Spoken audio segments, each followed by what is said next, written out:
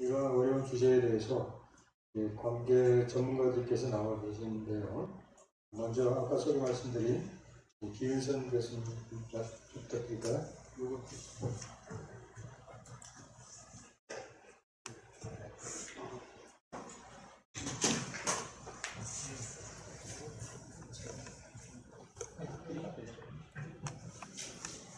슬라이드 이용하셔야 된다고 슬라이드.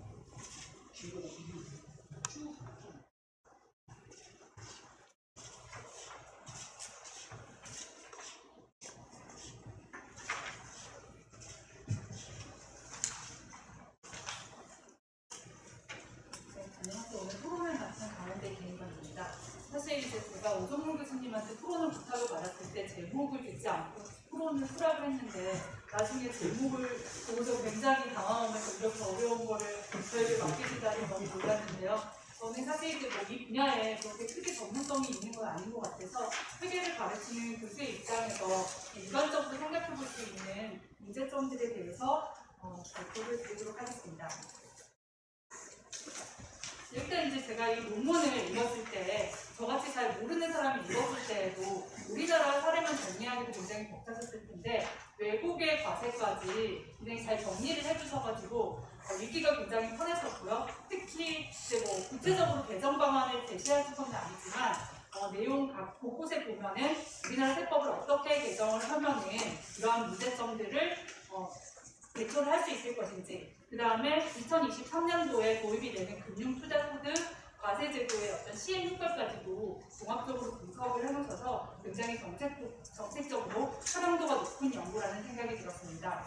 제가 이제 그 토론할 주제는 크게 두 가지인데요. 하나는 이러한 문제들이 발생을 했을 때 어떻게 하면 조기에 적발을 할 수 있는지 그런 개선 방안에 대해서 먼저 생각을 해보았고요. 그 다음에 두 번째로 이제 생각을 해본 거는 이것과 관련해서 우리가 앞으로 어떤 방향의 후속적인 연구들이 필요한지에 대해서 살펴보았습니다.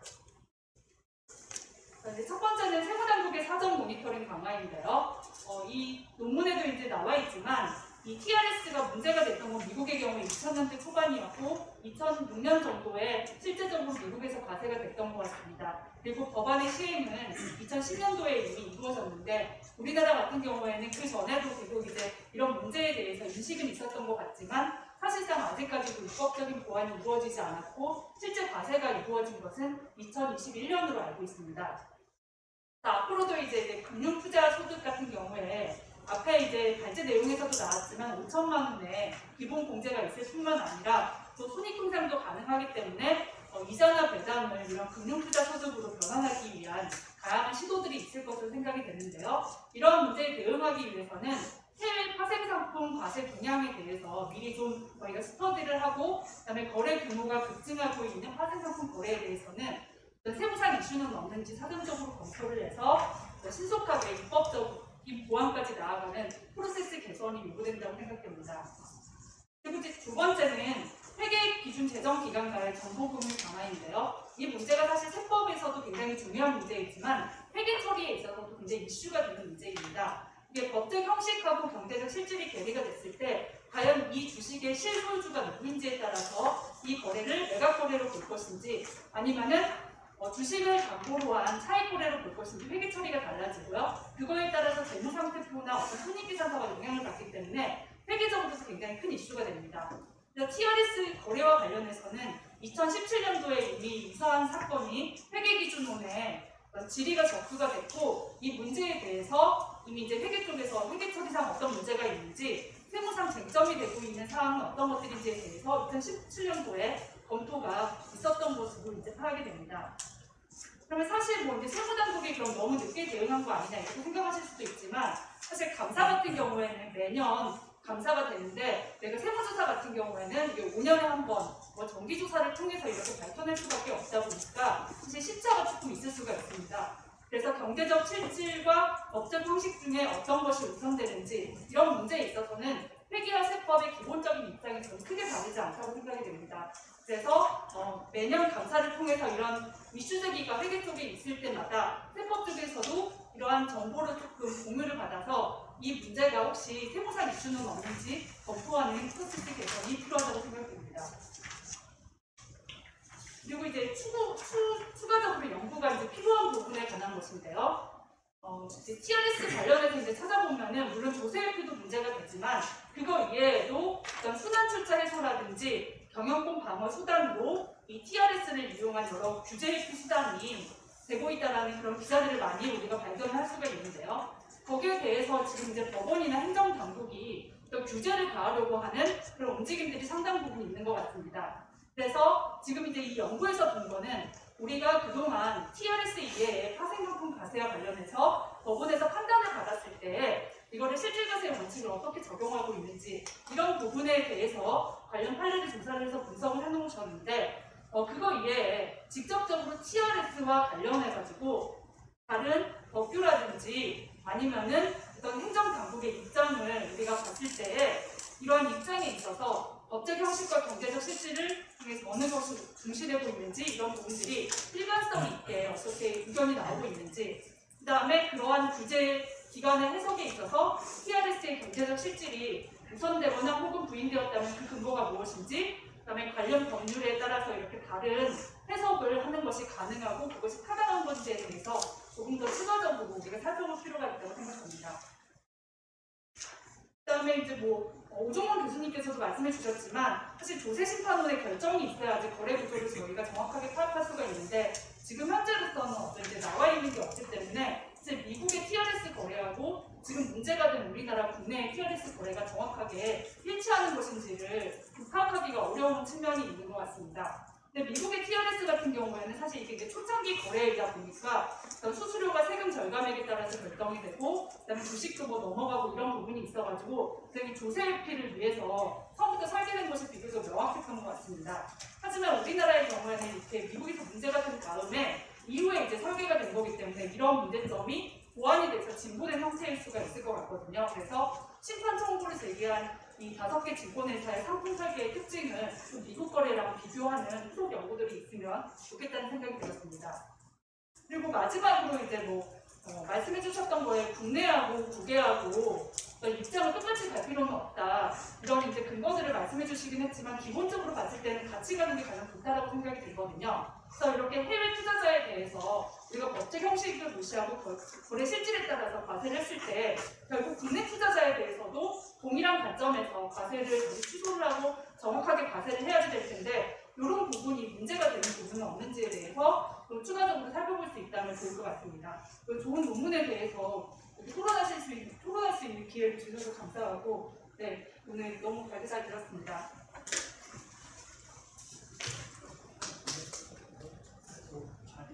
유혁성 교수님. 차를 바꿔야 되나요? 네, 여기서 많이. 네. 이렇게 많이 주셔요. 이렇게 안 예, 그럼 기은성 교수님 그 토론 잘 들었습니다.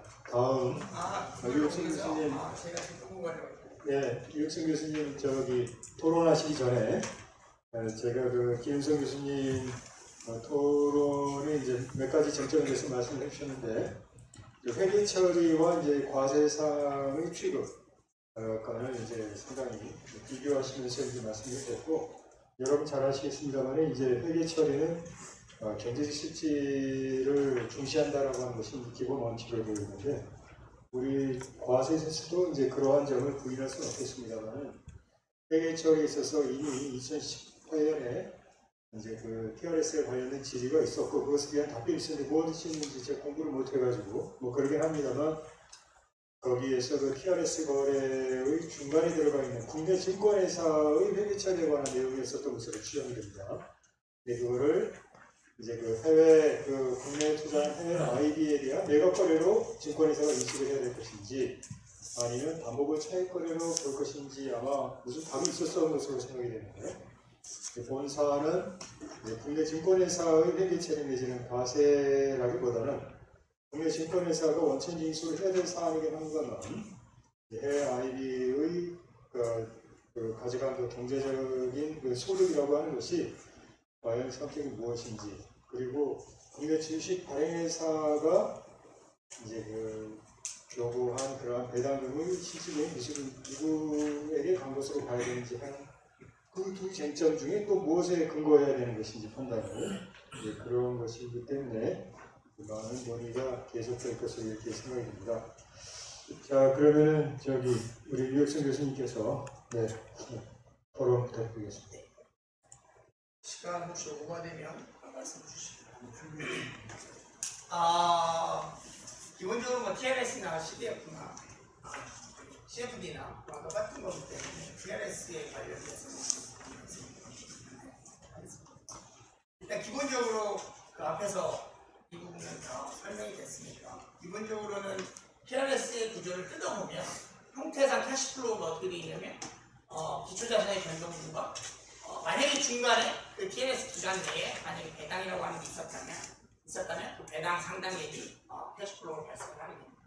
그래서 지금 청구청은 그렇다면 이 배당에 해당되는 부분은 배당 소득세를 내야 되는 건데 그렇지 않았다고 봅니다.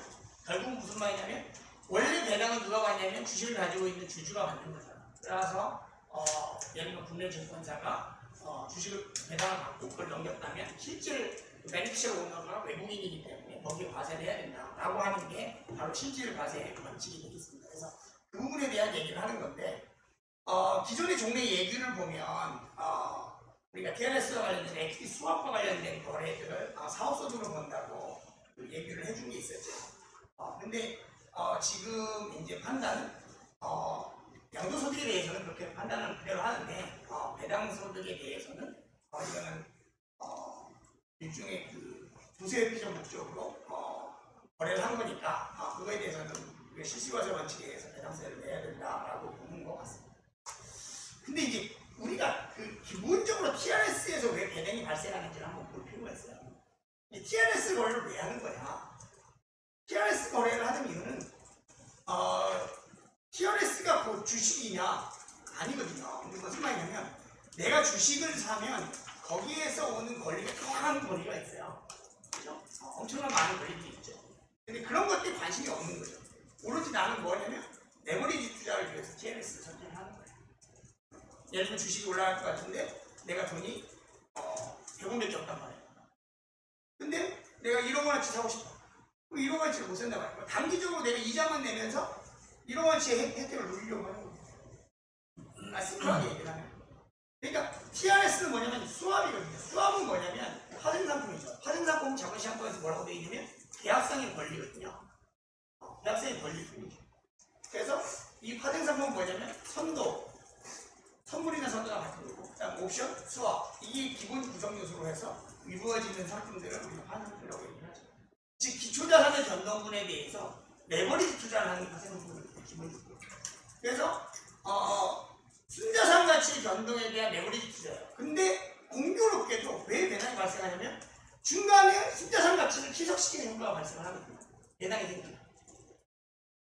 즉 무슨 말이냐면 TLS 거래가 애초부터 내가 기초자산의 주식을 받는 배당을 거래 상대방에게 전달하려고 만들어 놓은 구조가 아니거든요.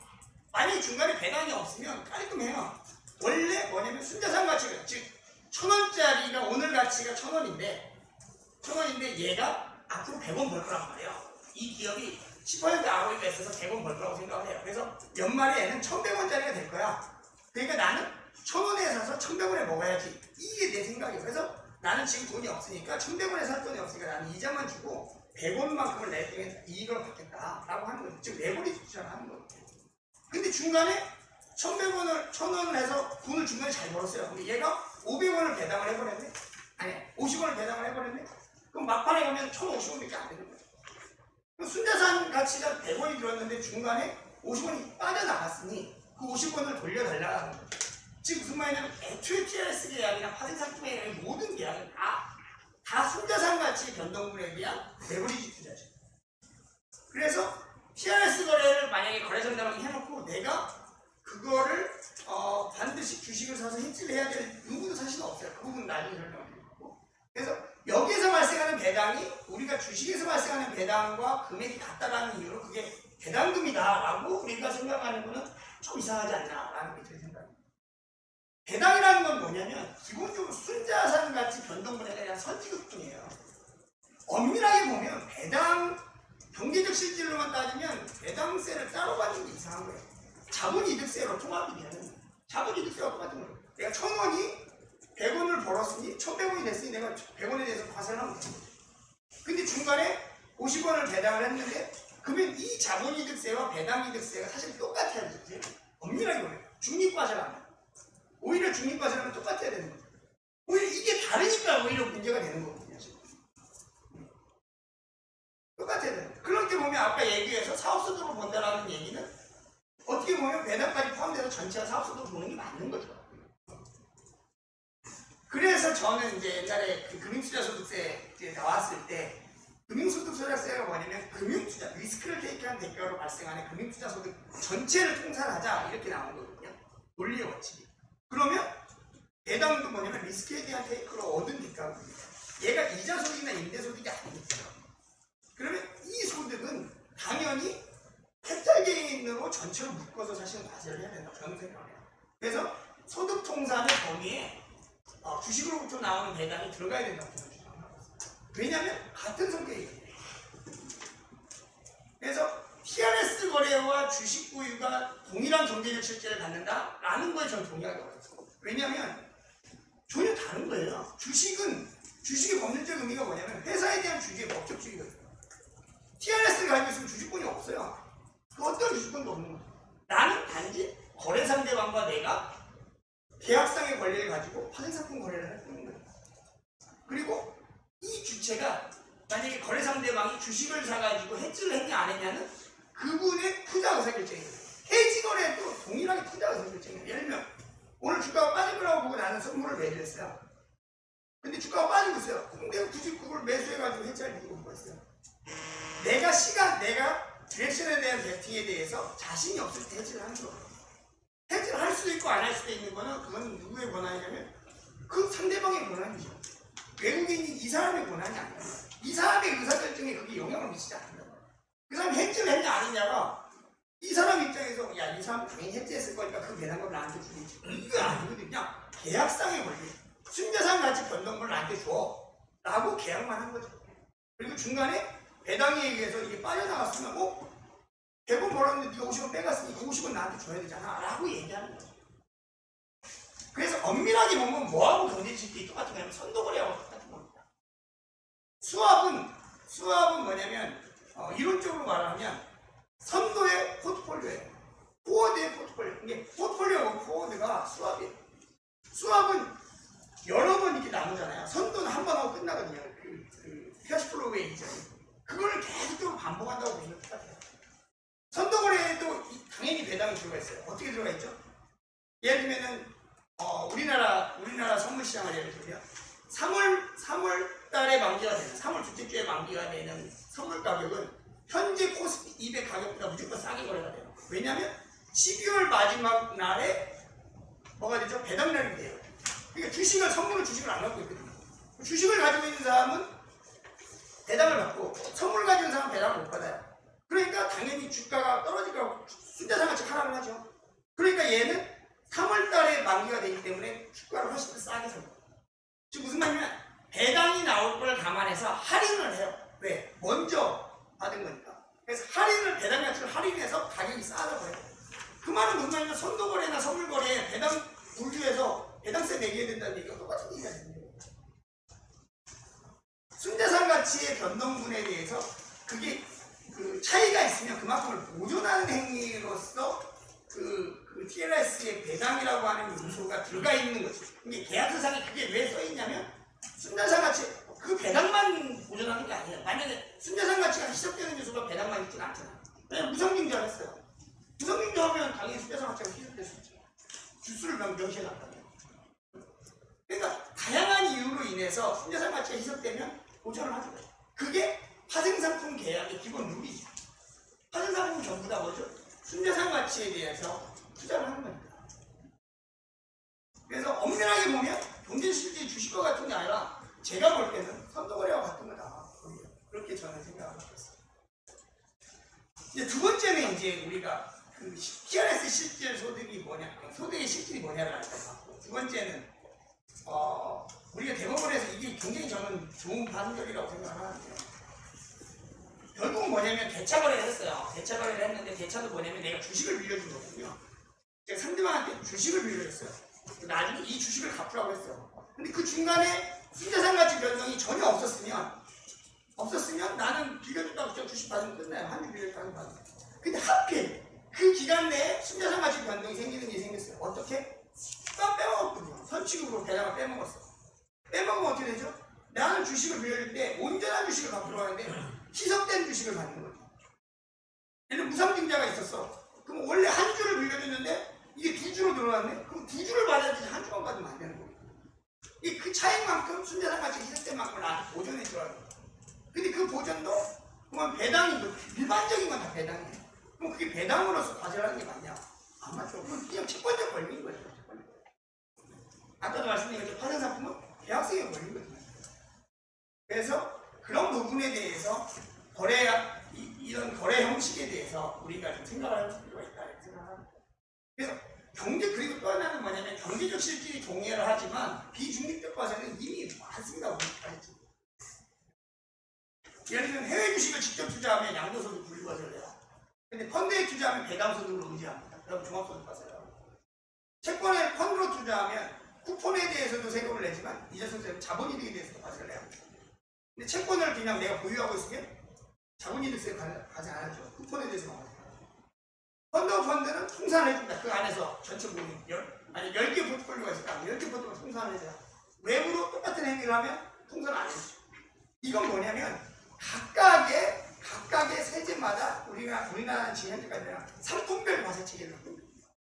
상품 단위로 과세를 하고 ELS를 투자해서 만약에 주가가 올라서 이익이 나면 배당으로 떼진다고 해요. 그 차이가. 근데 내가 주식을 사가지고 돈을 벌면 그건 뭐죠? 자본이익입니다. 그러니까 이미 법상 상품별 과세 체계로 비중적 과세 체계를 가지고 있어요.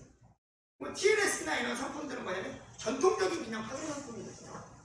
근데 그 상품들이 어느 날 갑자기 세제가 바뀐다면 그러면 거래 안정성은 굉장히 해쳐질 수 있다.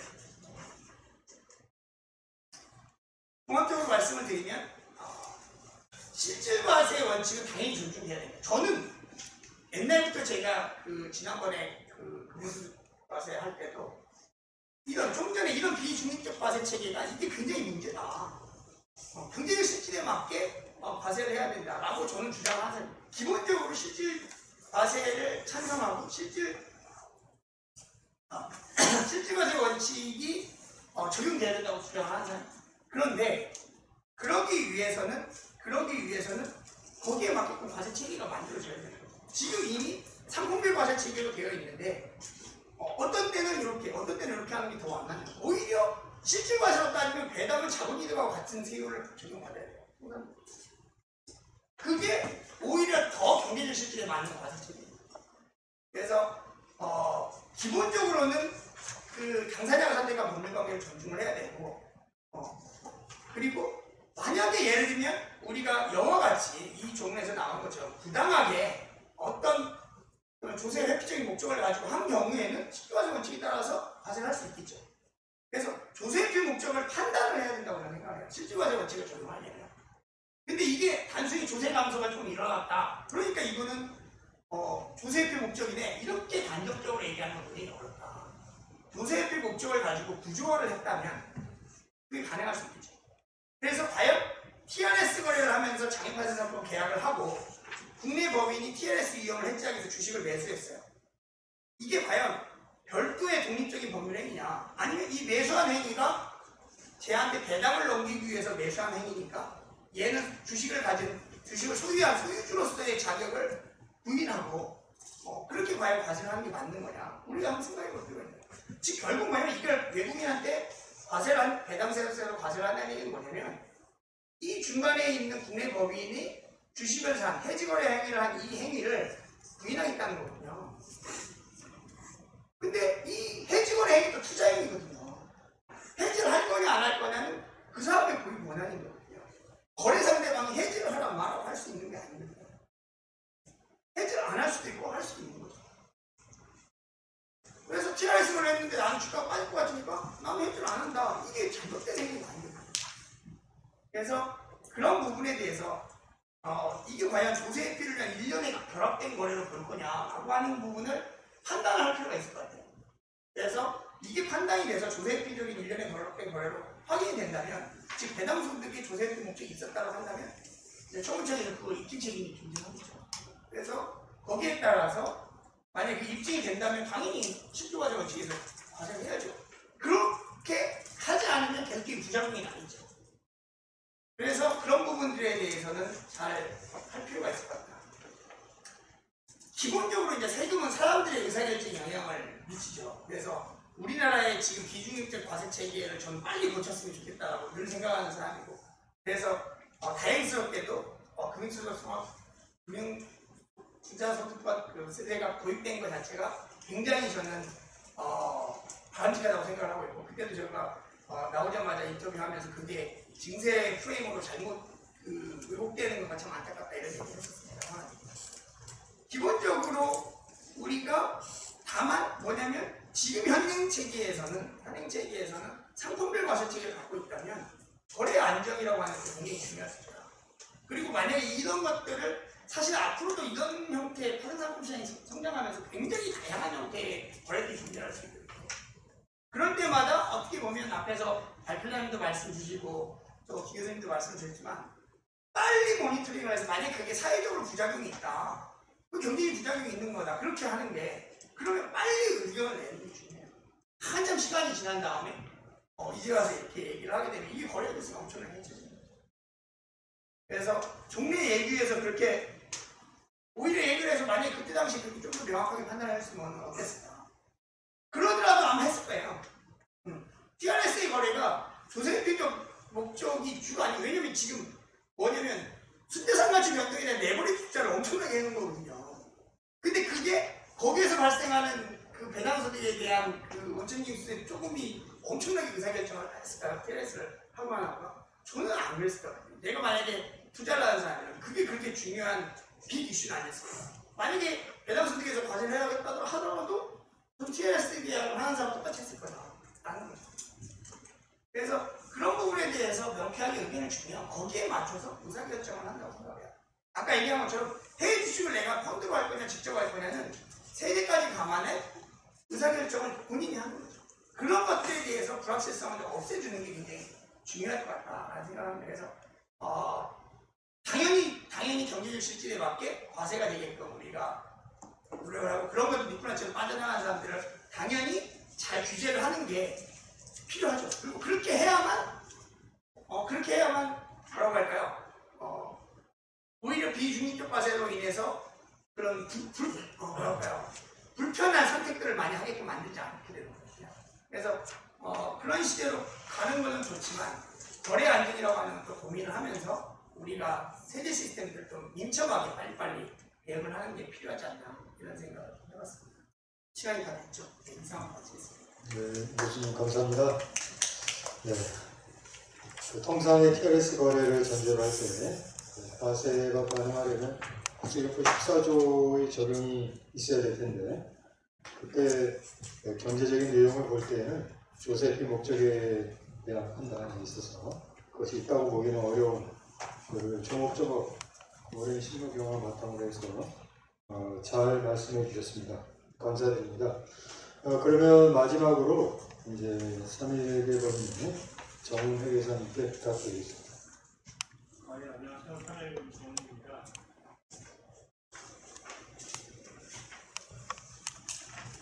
교수님의 발표 잘 들었고요.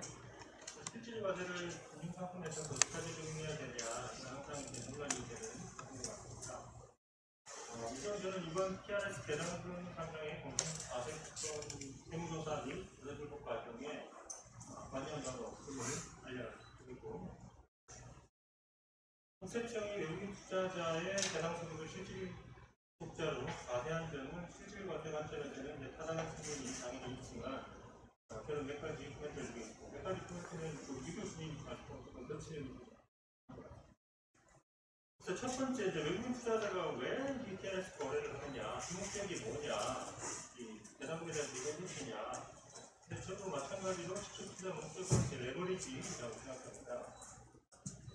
그래서 레버리지는 이제 한국 투자 주식, 예를 들어 삼성전자 주식을 산다고 하면 그 금액 전체가 필요한 게 아니고 TRS를 이용하면 아주 적은 금액으로 같은 효과를 누릴 수가 있습니다. 그 다음에 또 한 가지가 외국인 투자자들의 이제 소위 말하는 훅 관리입니다. 그래서 직접 주식을 취득하게 되면 그만큼이 그 자산으로 배당이 되고, 그렇게 되면 그 자산의 변동 위험에 대한 리스크 때문에 자본금을 더 크게 가져가서 유지를 해야 됩니다. 외국인 투자자들은 그렇게 큰 자본금을 계속 가져가는 게 이제 필요적이지 않고 부담이기 때문에 불안한 측면이 있기 때문에 이 TRS 거래를 하는 걸로 이해를 하고 있습니다. 그래서 사이드 효과로 물론 뭐 배당에 대해서 원천 징수가 면제되는 직접 투자에 비해서는 있지만 이건 어떻게 보면 이제 부정적인 효과인 거고 TRS 거래를 하기 위한 주목적인 아닌 걸로 보입니다. 그리고 뭐 조세 관할지에 따라서 물론 차이가 있겠지만 이제 한국에서 만약 원심수가 되더라도 영락세 공제 등을 통해서 리커버가 될 수가 있기 때문에 투자자 관점에서는 최종 세우수 관점에서는 한국에서의 조세 기반을 목적으로 TRS 거래를 할 요인은 상당히 낮다 이렇게 판단합니다. 그 다음에는 이제 TRS 거래를 하는 이제 증권사 입장에서 좀 보겠습니다. 증권사 입장에서는 TRS 셀러 관점에서 TRS 거래를 해서 이제 주식 변동에 대한 그 금액을 줘야 되는 의무가 있기 때문에 이제 보통 해치를 물론 하게 되지만 TRS 계약상으로는 그 해치가 강제되어 있지 않습니다.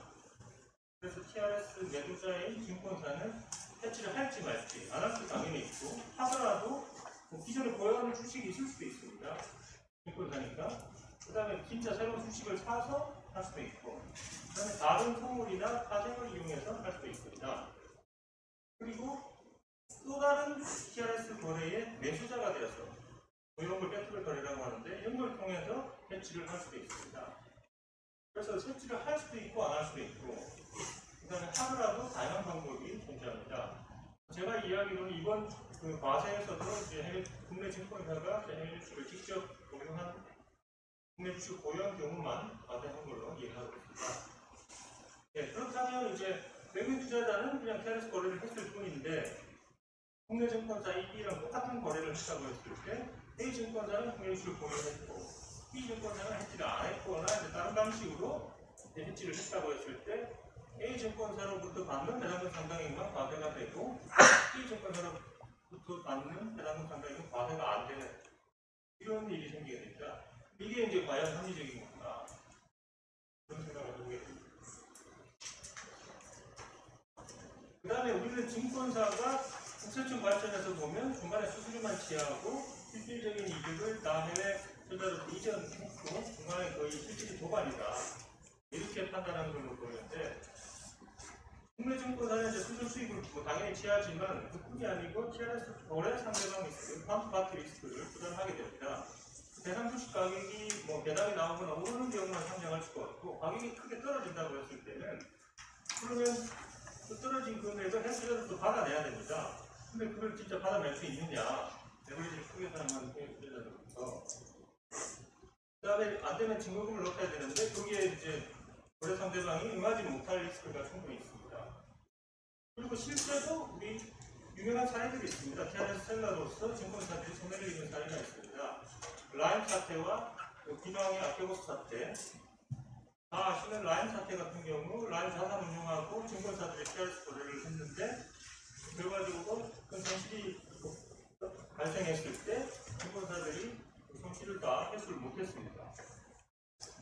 그 다음에 올 초에 지금 발생한 거죠. 기망이라는 한국인 그 펀드 매니저가 아케고스라는 그 아케고스 캐피탈하고 TRS 거래한 이 증권사들, 세계 유수의 증권사들입니다. 골드만삭스, 모건스탠리 이 증권사들이 크게 손실이 발생했습니다.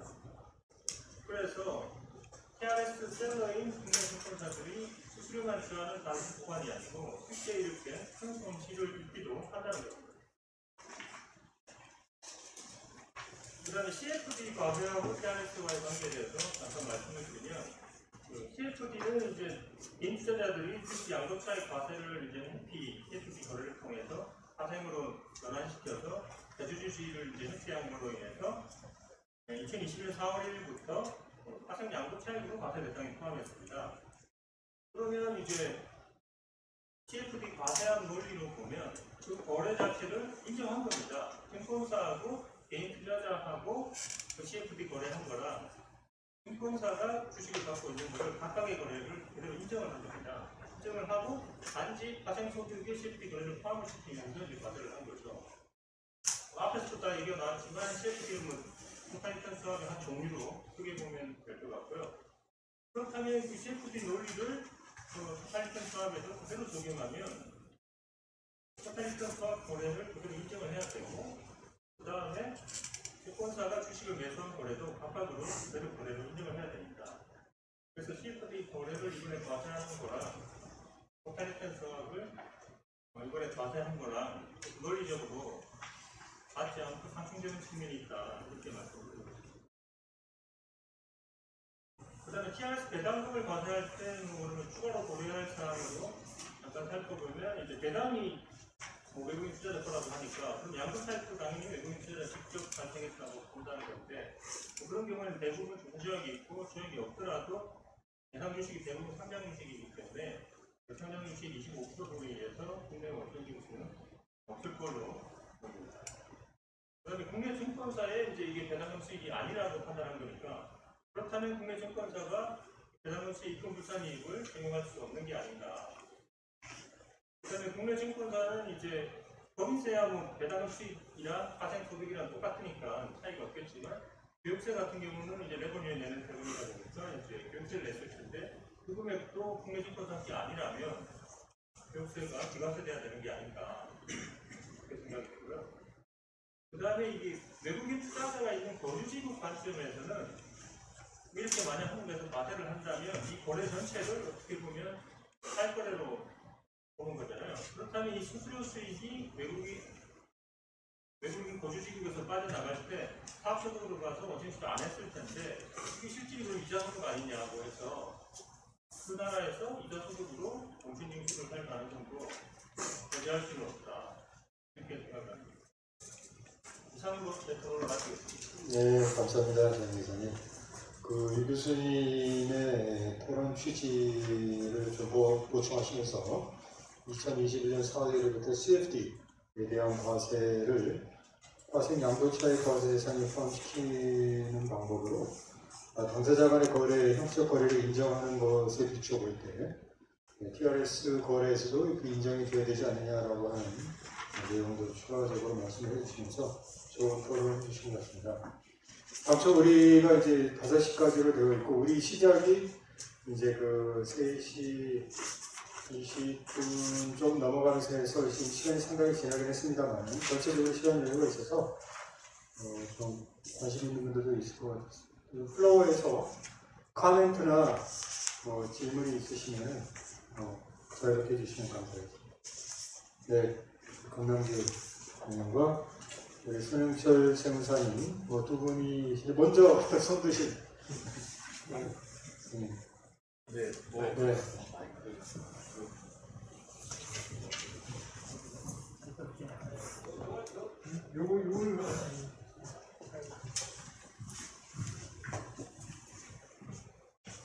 네, 공업인 가온의 강남규경입니다. 아까 이제 조원일 회장님 토론에서 국세청이 소결 과세를 했다고 이제 주식으로 실제 해지한 케이스들만 과세를 했다라고 하시는 말씀은 팩트가 맞고요. 저는 이제 다수남의 비율이 실무에 관여하고 있기 때문에 확인해드리는 게 맞는 말씀이시고, 이게 이제 결국은 사회자께서 모두에 지적하신 것처럼 결국은 실질과세 원칙을 매개해서만 과세가 가능하기 때문에 조세의 목적을 판단하지 않을 수 없고, 그런 점에서는 이제 사실관계가 이제 미국하고 비슷하냐 이런 부분들이 기 교수님 말씀처럼 굉장히 중요한 문제가 될 것 같습니다. 근데 저는 이제 그 교수님들이나 발제자분들 말씀에서 굉장히 많이 배웠는데, 약간 법률가적인 관점에서 좀 질문을 드려보고 싶어요. 이게 이제 결국은 조세 회피 목적이라는 걸 판단을 해야 되는데, 그러면은 여기서 조세 회피 목적을 판단할 때 기준이 되는 주체가 누구냐? 원천 납세 의무자인 외국의 TRS 롱포지션을 취한 원천 납세 의무자들이냐, 아니면 원천 징수 의무자도 여기 포함해서 판단이 되는 거냐? 이게 이제 정원회 계사님 토론에서도 지적이 됐지만, 그런 부분들, 그리고 이제 오 교수님 발표에서도 언급하셨지만, 원천 납세 의무자가 그러면 이제 정상적인 거주지국에 있어가지고 결국은 본인 거주지국을 감안하면 세금이 회피되는 효과가 없다라고 할 때 우리나라에서 우리 원천세만 조세피 대상으로 삼아가지고 조세피 목적이 있다고 할 수 있느냐, 이런 부분에 관해서 좀 어떻게 생각하시는지 궁금하고, 그 다음에 이제 오늘 이 발제나 토론에서 소개가 안 된 것 같아서 이 주식 대차 거래에 관한 대법원 판결을 하나, 이건 질문이라기보다는 소개를 드리고 싶은데, 2010년 4월에 선고된 2007부 11 공부의 판결입니다. 근데 주식 대차의 법률 관계에 관해서 이제 주식 대차 계약에 따라 차주에게 이전된 대차 주식은 이제 당해법인의 주식에 포함되지 않는다고 동의한다고 대주 기준에서 그리고 차주로부터 대차 주식을 조기에 반환받을 권리나 대차 기간 중 대차 주식에서 발생한 배당금 등을 차주로부터 반환받을 권리가 대주에게 유보되어 있다 하더라도 이는 대주의 차주에 대한 채권적 권리에 불과해서 이와 같은 해석에 아무런 영향을 미치지 않는다, 이렇게 이제 대법원 판결이 적고 있는데, 이게 이제 민사 판결이긴 하지만 이제 보기에 따라서는 아까 유 교수님이 지적하신 것처럼 TRS에 의해서 발생하는 소득은 결국은 계약에 의한 지급, 그게 이제 모두에 지적된 사업소득으로 보는 유권 해석으로 연결되는 부분이 좀 있는 게 아니고, 이제 쉬운 가정으로 아예 그냥 주식을 사서 해지하지 않고 네이키드로 프로포지션을 취한 경우가 있을 때 그래도 배당금을 주긴 줘야 되는데, 배당금을 줄 때 이게 진짜 배당금인지가 저는 이제 좀 의문이 드는 지점이 있어서 이런 부분도 혹시 의견 있으시면 한번 들어보고 싶습니다. 감사합니다. 네, 질문 감사합니다. 같이 이따가 주시죠. 하나만 더 질문 드리시고요. TRS 거래에 대해서 사회가 보시는 교수님께서도 20년 전에부터 문제가 있다고 했었고, 또 저도 개인적으로 2010년도에 세미나에서 TRS 거래 조세피 가능성이나 양혜정 교수님께서 세미나 발표를 듣는 적도 있고 논문도 많이 있고 그랬습니다. 그래서 우리 많은 교수님도 말씀하시지만 결국은 명확한 세법 규정의 부재 그런 것을 통해서 규정을 통해서 조세 과세에 명확하게 취하는 게 좋겠다 이런 생각을 하게 되니까. 근데 이제 정은 우리 회계사님께 한 가지 제가 질문 드리겠습니다. 그 TRS 거래를 하는데 결국은 목적이 레버리지다. 그 조세피보다는 레버리지를 통해서 이제 이익을 얻기 위한 거다. TRS 첫 페이지에 이렇게 되어 있습니다. 그래서 소액의 투자를 통해서 주식을 많이 보유하는 것과 같은 효과를 면접된 선도기 이야기니까요. 그거 가능한데, 근데 그 조세 남용 사례들을 보면 그 외국인 투자자들이 국내 금융기관에 이 선도 계약을 하면서 또 동시에 해치할 수 있도록 자금을 대여해 줍니다. 대여하고 이자를 주는 이 두 가지가 있습니다. 그렇다고 한다면 그것은 사실 선도 계약이 아니라 그래서 혹시 아는 사례 중에 외국인 투자, 외국 법인이겠죠? 외국 법인이 국내 금융기관에서 선도 계약을 TRS 계약을 하고 해체할 수 있는 자금을 대여하는 그렇게 대여한다면 도저히 금융기관은 손해보는 일이 발생하지 않을 거라고 생각합니다. 그래서 그런 경우에는 좀 더 남용성이 강하고 그렇지 않나 생각이 듭니다. 그 부분에 대해서 혹시 사례가 있는지. 질문 감사합니다. 구체적인 사실관계를 봐야 되겠네요. 자, 시간당국이 됐고 다른 질문이 없으시면 코멘트나 질문이 없으시면 먼저 발제자인 오종 교수님께서 이제 답을 해주시고 특별히 정우혜 기사님 말씀해 주시면 감사하겠습니다. 먼저 보겠습니다. 다 될지 모르겠는데요. 맹관대로 조금 말씀을 드리면 미국 거래하고 우리 거래하고 차이나는 부분, 여기 조금 단순화해놔서 그렇지 미국 거래도 굉장히 많이 꽈놨어요. 사실은 주식 넘길 때 한 쿠션 먹여서 넘기기도 하고, 그 다음에 TRS 계약은 투자은행이 맺고 예를 들어서 주식 이전 관계사한테 하고 이런 식으로 많이 까놨습니다. 여기도. 그래서 그런 것들 미국은 우리보다는 훨씬 말해서 이런 재무성이 조금 과세 관청한테 많이 주니까 그렇게 조금 그런 차이는 있을 것 같고요. 그리고 기현성 교수님이 저기 문제됐던 것들 미리 좀 조금 준비하고 정리하면 좋겠다 이런 말씀을 하셨는데 저기 이게 미국에서 문제됐던 것들 우리나라에서 문제되는 경우가 굉장히 많더라고요. 얼마 전에 ELW 리퀴디티 프로바이더에 대해서 과세에 실패한 거 있었는데 이런 것들도 미국의 스트레들 조항 같은 것만 있었으면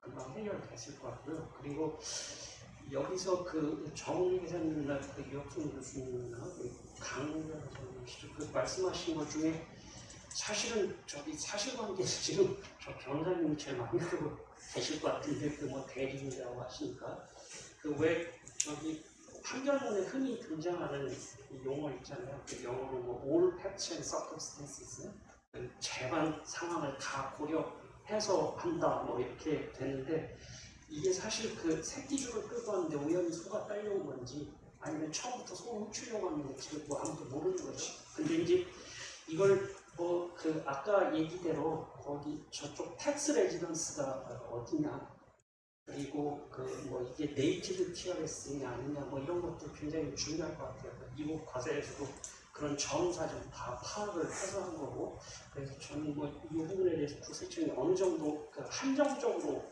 과세했지 않았을까 이런 생각을 좀 하고요. 그 다음에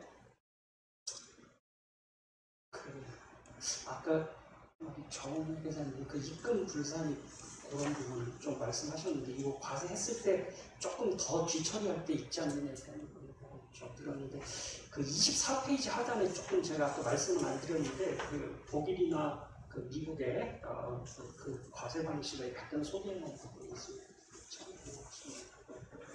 유혁선 교수님 말씀 중에 소위 커비오 어프로치라고 하는 거, 칸막이 과세라는 거, 그 다음에 비중립적 조세체계 문제 이런 것들은 사실 너무 큰 주제라서 잘 지금 다루는 건 적절치 않은 것 같고요. 지금 어차피 자본이들하고 이제 배당 코드하고 이렇게 좀 갈라서 하는 걸 전제로 해서 이제 말씀드리고 그런 부분에 대해서는 아마 더 크게 볼 수 있는 그런 논의자리가 있을 것 같습니다. 그 다음에 저기 강 변호사님 말씀 중에 이게 조세협의 목적이 있는가가 제일 중요하다고 하는데 이건 저기 제가 말씀드리는 거 훨씬 좋을 것 같은데 이건 앞뒤 사정 다 봐가지고 판단할 수밖에 없겠죠? 어떤 거야? 그렇게 생각할 수밖에 없을 것 같고요. 아마 저는 여기 와서 처음 알았는데 이게 주식으로 해지한 것만 따로 가서 했다고 그러니까 아마 국세청에서도 그런 문제를 생각을 하셨을 것 같고요. 그 다음에 아까 말씀 중에 그러니까 국내 원천징수만 했고 외국인한테 돌아가면 결국은 이게 말하자면 과세가 된 경우에는 어떠느냐 말하자면 과세권 배분만 문제됐지 사실적으로 조세피는 없는 경우는 어떤 거냐 이런 식으로 제가 이해를 했는데 그런 경우는 아마 그렇게 한다면 조금 강 변호사님이 하실 말씀이 훨씬 많아지는 것 같고요. 그렇게 되겠죠. 저희 아까 얘기한 all facts and circumstances를 고려할 때 충분히 고려될 수 있는 사안일 것 같고요. 그 다음에 아까 채권적 권리에 불과하다 이 문제는 우리나라 지금 이 대차 계약했을 때 이걸 주식을 지금 현재 양도로 보고 있는데 그래서 이 부분은 조금 저는 우리나라 지금 현재 우리나라 세법에서 해석할 수밖에 없을 것 같긴 한데 미국 세법에 제가 조문이 정확하게 기억 안 나는데 아마 1058조일 겁니다. 그러니까 이게 경제적 리스크가 그대로 대여자가 그대로 가지고 있는 채로 대여자가 그대로 가지고 있는 채로 차입자한테 주식을 대여했을 때는 그걸 양도로 보지 않는다. 말하자면 넘겼을 때 양도소득도 매기지 않고 이런 1978년인가 만들어진 세법에 그런 게 있는데 미국도 이제 좀 혼란이 되다가 이 부분은 조금 이렇게밖에 해석 안 될 수 있을 것 같긴 한데 조금 이게 그 문제랑 굉장히 관련성이 많은지 그건 잘 모르겠습니다. 그리고 이게 그 배당금이냐 아니냐 그 부분은 그게 많이 중요한 것 같지는 않습니다. 왜 그러냐면 제 생각에는 이게 배당이라는 게 사실은 지급하는 사람 입장에서는 이게 순금이 되면 안 되는 거잖아요. 원래 배당. 그죠? 이익을 다 내고 나서 세금 내고 나서 이렇게 넘겨주는 거라서 사실은 그 우리가 지금까지 과세했던 뭐 여러 가지 저 증권사가 발행한 ELS 이런 것들 배당소득 당연히 아니죠. 그게 배당소득이니까 증권사가 순금으로 인정이 되는데 근데 그 과세 편의상 그냥 불균형 그렇게 한 거라고 생각이 됐고 이 부분에서도 예를 들어서 그 다른 나라도 마찬가지인데 그 배당금 등가액을 그 배당금으로 과세를 한다고 하더라도 거기 뭐 미국 같은 예를 들어서 그 정식 배당금은 그 낮은 세율 적용하는데 그런 것도 없고 뭐 영국 같은 경우에도 그 이중과세 조정해 주는 것도 아니고 그냥 그 과세 편의상 그렇게 딱지만 붙여놓은 거지 그게 그 법례적 배당은 아닌 거니까 그거에 대해서 이렇게 깊이 그 생각하는 게 많이 도움되는 건지 잘 모르겠습니다.